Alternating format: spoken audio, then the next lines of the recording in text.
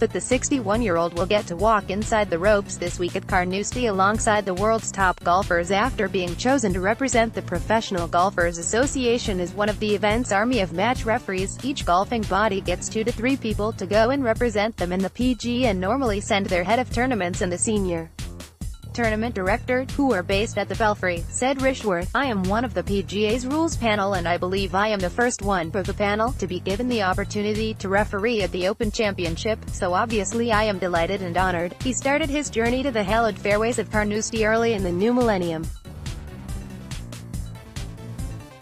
His regular refereeing domain is within the Challenge and Euro Pro Tours, and on occasions the European Tour, where referees tend to have 4 to 5 holes under their surveillance and supervision. "We all have radios and as well as rulings we report on the pace of play," he said.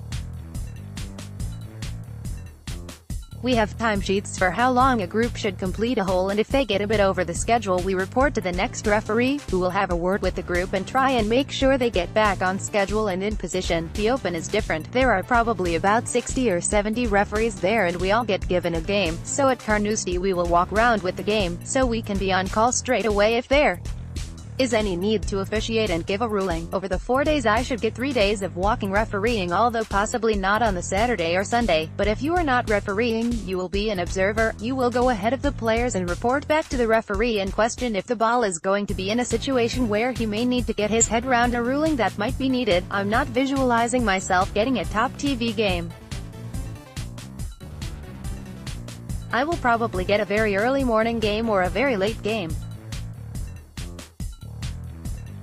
But they are all quality players, so it will be great just to be there and sample the atmosphere and be inside the ropes.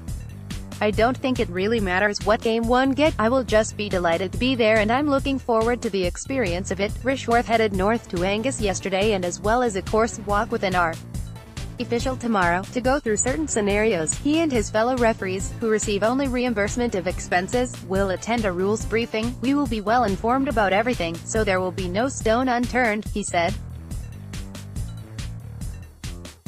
Rishworth had a couple of attempts at qualifying for the Open, without success, but has been to the championship on numerous occasions since attending his first in 1974, and remarked, "Royal St. George's is the only one on the road that I haven't been to." He became a referee after seeing an advert in his local PGA magazine.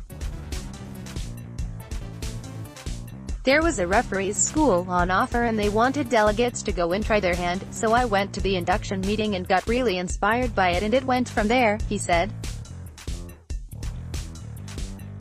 After passing 2 stages of strenuous exams with high marks, he was invited to shadow a referee at a Euro Pro event and embarked on a sideline to his career that sees him attending his 3rd major, having officiated at the US PGA of 2009 and the Women's British Open in 2013. "I think my first event was a Euro Pro event at Waterton Park in Wakefield," he recalled. "I was a bit raw, and I remember it being bad weather, and I thought, is this what refereeing is about?